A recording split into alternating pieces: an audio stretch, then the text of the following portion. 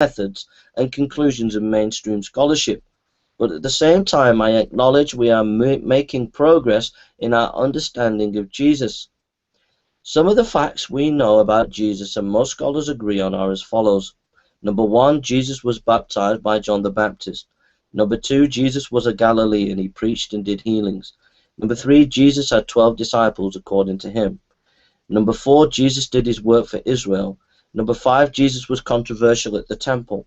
Number 6, Jesus was crucified outside Jerusalem and by the Roman authorities. After his death, Jesus' followers continued as a clear movement, a group of Jews persecuted at least part of the new movement. Galatians 1:13-22, Philippians 3 verse 6. The persecution continued up to the end of Paul's career, 2 Corinthians chapter 2:24, Galatians 5 verse 11, Galatians 6 verse 12, Matthew 23:34, Matthew 10:17. E.P. Sanders, 1985, Jesus and Judaism, Philadelphia Fortress Press. So I have to stress that again, that if you're going to have a hypothesis about the resurrection of Christ, either negative or positive, if you're going to go against the mainstream scholarship, then you need to give good reasons why. And what my position does is build on what mainstream scholarship has achieved about the historical Christ. And I have to reiterate again that the mainstream scholarship is rejected by most skeptics on the atheist side or their allies. Not all, but by most of them.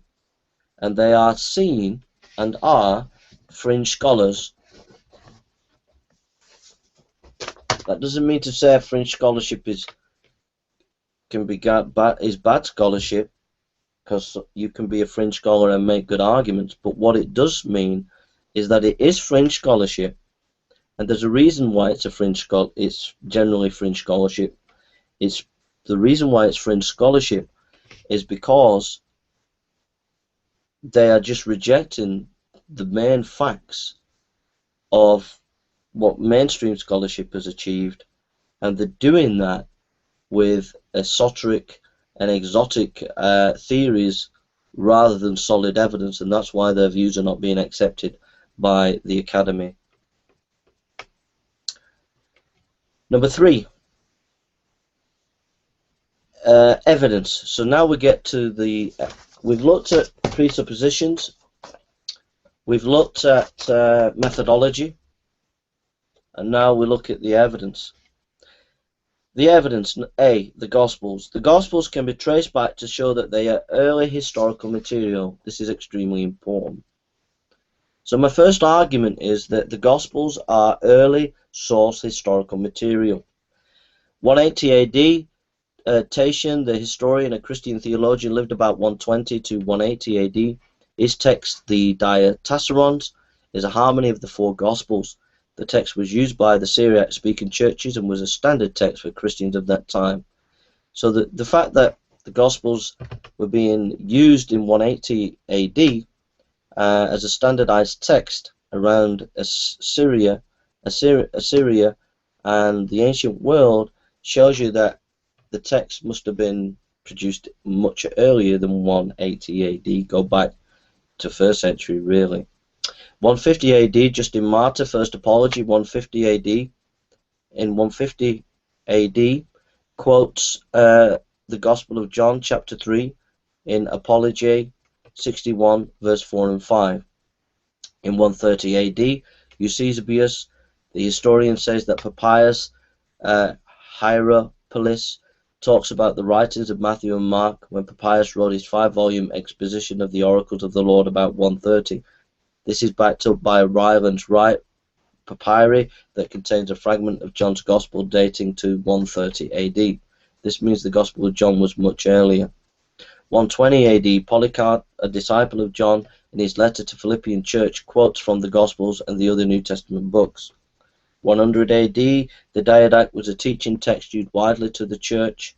By the church, the writer quotes from Matthew on the Lord's Prayer. 95 AD, Clement quotes Matthew 1, Clement 13:1-2. All this evidence shows that the Gospels are written are 1st century documents. They are written when the lives witnesses were around. To quote the Gospels as the Fathers did shows that they were much widely used and circulated. This would have taken time to copy and send them around the ancient world. It is reasonable to assume early dates for the Gospels to account for the wide use of these texts.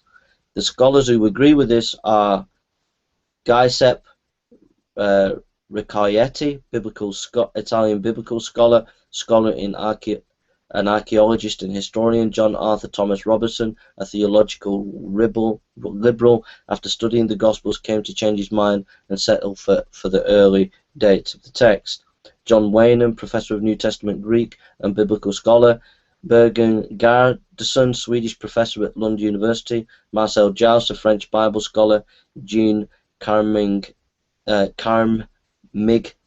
French scholar; Philip Roland, French scholar; Karsten Peter Thiede, German papyrologist. More details, I've got that principal information from The Early Eyewitness of Jesus by J. Warner Wallace at pleaseconvinceme.com. Early Eyewitness of Jesus. So if you want to look details about that, you can go to his website. Ignatius is a good case in point. He lived from 35 to 117 AD. Scholars debate about the exact dates. He was most definitely active at the later end of the 1st century. He quoted the Gospels. He says, quote, "Jesus Christ was the stock of David, who was from Mary, who was truly born, ate and drank, was truly persecuted under Pontius Pilate, was truly crucified and died, who also was truly raised from the dead, his Father raising him." Ignatius based his comments on the Gospels.